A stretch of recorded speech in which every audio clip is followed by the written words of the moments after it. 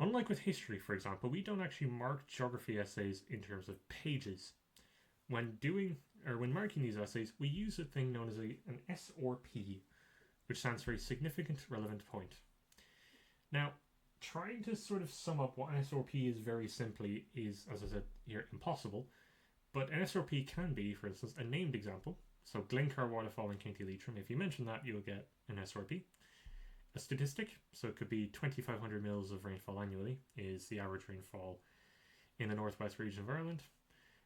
As well as the thing I like to call a factually correct statement. So an extrusive rock is one which forms outside the mantle.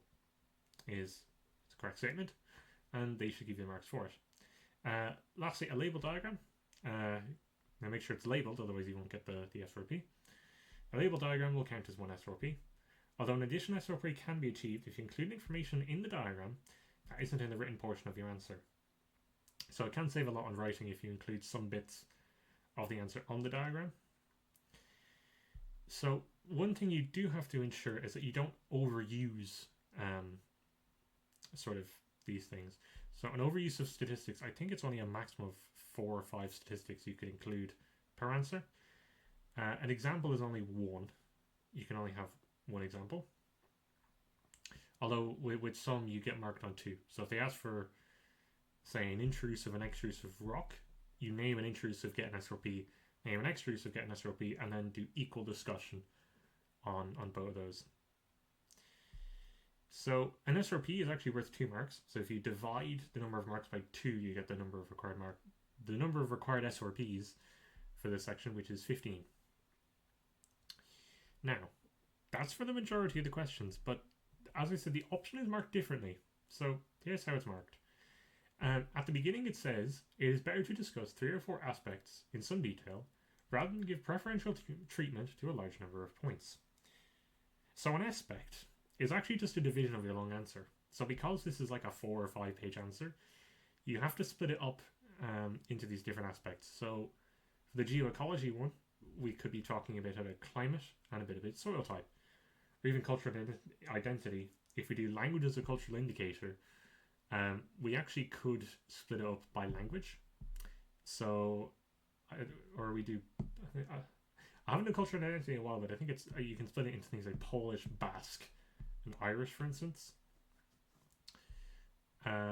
Each aspect is marked based on how many you talked about.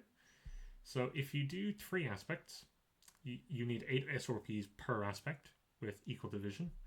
So as in, one section shouldn't really be longer than the other. They should all be relatively the same. If you talk about 4 aspects, you get 6 SRPs per aspect. Now, the thing is, with this, is that sometimes the question asks for precisely 3. However, it is in the marking scheme that you can discuss 4. So there's nothing wrong with discussing 4 aspects if it asks for 3. For instance, with geoecology, it might ask for climate, soil, animals, and plants.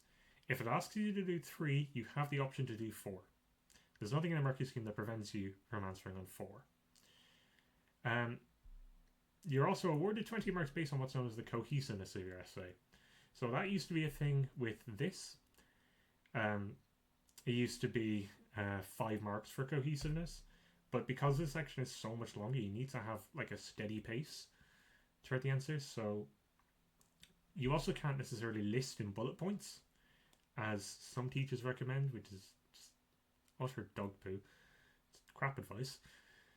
But yeah, you can't necessarily list in bullet points. So for geoecology, for example, you can't just say desert exists because of large journal temperature range.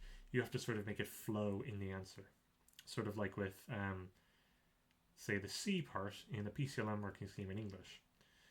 And with that's really just all of the information for the option. As I said, just insert an answer on one option. So if you do geoecology and culture and identity, you're pretty much just losing marks there.